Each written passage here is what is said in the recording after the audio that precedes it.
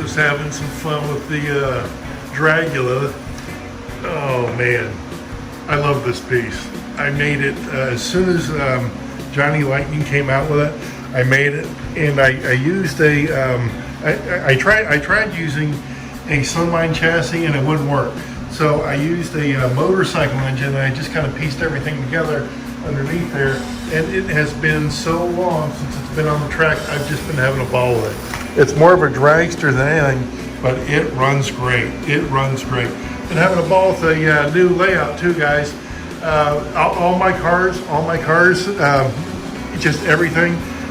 I've used them all on there, and they all run really good.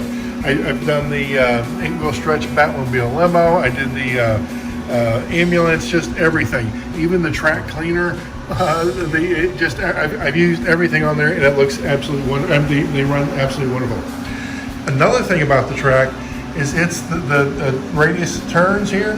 They're big enough to where if you're going to use the Thunder bikes, you can actually run them. You can run them on track. If you're using a smaller track, they can hardly get up to speed and the turns and whatnot, but using the bigger radiuses, they come out really good. Now, I've got a lot of one-lane, single-lane track here, and I don't know what I'm going to do with it just yet. And here, this is interesting. My buddy Walter, he gave me some of these track clips because there's no joiner for the straight lanes. There's no joiner. You have two of the pins you put in there. That joiner's locked. There's no locks, and these clips help hold the single lane stuff together.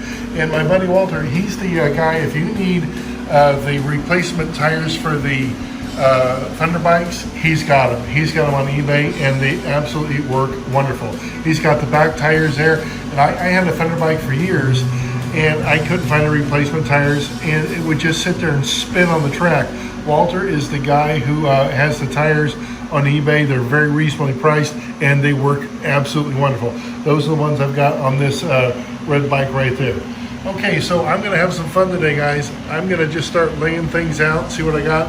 I know I've got this wide track I wanna incorporate, so I don't know where I'm going, but it's gonna be fun. I know I was talking about the Thunder bikes a little bit earlier, but what was funny is I've raced the Thunder bikes on here so much recently. It's the first time I've ever had to oil the damn thing. I mean, it was just absolutely funny. It just started sounding a little bit dry, not really squealing, but I could hear it. And it was just, it's the first time since I've had this. I've had this for decades. I needed to oil it. That's because I've been able to use it, finally actually use it on a layout that can handle the speed that these need to go without having tight turning radiuses. You know what? Absolutely wonderful. Just underway, getting things more organized on the bench. And one thing, I've had this bucket of the locks and joiners for decades, and I finally emptied it out, and I'm sorting through it, and it's amazing what you can find. It's absolutely amazing what you can find. So I'm going to take another little bit and get everything sorted out a little bit better. All right, good. I got everything sorted out here real good. I'm going to bag things up in some Ziplocs. I got the joiners there, some less than desirable joiners there. Pile of crap that was in there that I really don't. I mean, there's some stuff in there. Yeah, I get it, but there's a guitar pick probably from when I was much younger. And what else we have? We have the joiners over there. So let me go ahead and get this stuff bagged up and off the layout right now. Getting the table cleaned up. Organically, I was putting things out of the way in this area over here. Might be future bench. Don't know. I've got enough room. Might be future bench. This is a little fun thing. It's the reverse of the overpass deal there. I'm thinking, and I don't know. I just had a thought. That's why I did this. I'm thinking maybe the train might go over that. The cars go over. The train will be on the overpass. I don't know. I was just trying to have some fun here. So I got the layout pretty much cleaned up. Pardon me. What do we got? Oh yeah, the curves there. The curves. I just cleaned one of them. The rest of them are black. The rails are just absolutely black. Those come in, and I think the small straightaways come in too. So I've got to go into track cleaning mode. I'm going to make sure the tabs are clean. I got that wired Dremel. We're going to take care of all the ends and make sure they're bent properly.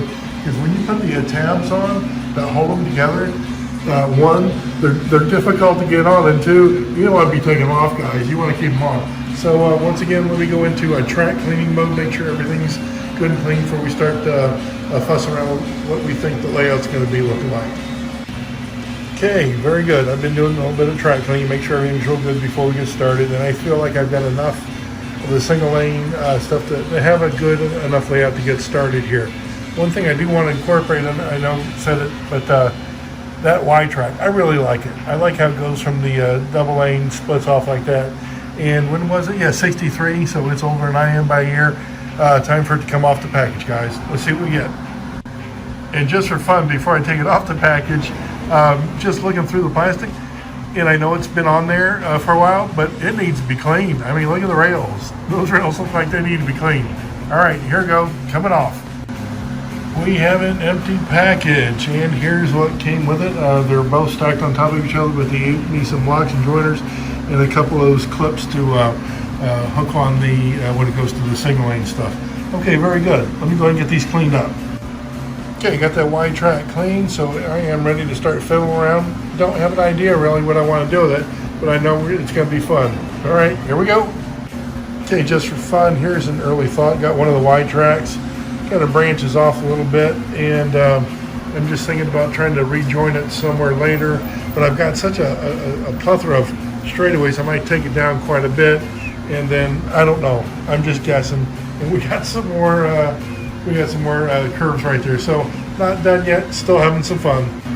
All right, here's where I'm at. I got the Y track going off there, taking up a lot of room in the center, which we need to do, and it comes along back straight away. We've got a good amount of speed, then it goes back into the Y track, then we're into the double lanes, and then it starts over again. So I kept going back and forth with these junctions. I'm not sure I'm going to use them. I'm really not, but I know that I've got to get a power supply to the inside two tracks here. So let me do this. I'm thinking about using the joiners and just making sure everything lines up the way I think it's going to be. Right now everything's just put in place, but let me go ahead and get those joiners in there and see how it really lines up. You know what? This is here, that little thing and whatnot. Okay, you ready? Okay, good. Hey, listen, I was just asked recently, you know, you'll be going along and you'll get like ticks or clicks in the track. When I put the track together, I used to do it out here like that, but what I do now is I make sure that it's flat and I get the joiner all set to go, and then, you know, you push it in nice and tight and it should go in, Okay, good, got that in. Now, if you ever get like a little tick in the track to where you feel it, one of the things I do is you can feel which way it's raised up. Just push down with a screwdriver on whichever rail is raised up, and it a lot of times gets rid of that tick. The last thing you want to do, and they have holes here for you, sometimes you have to put like a little screw in there. Yeah, I get it, but often if you just push down, you're going to get that little tick out, and it depends on which way the car is going. All right, guys.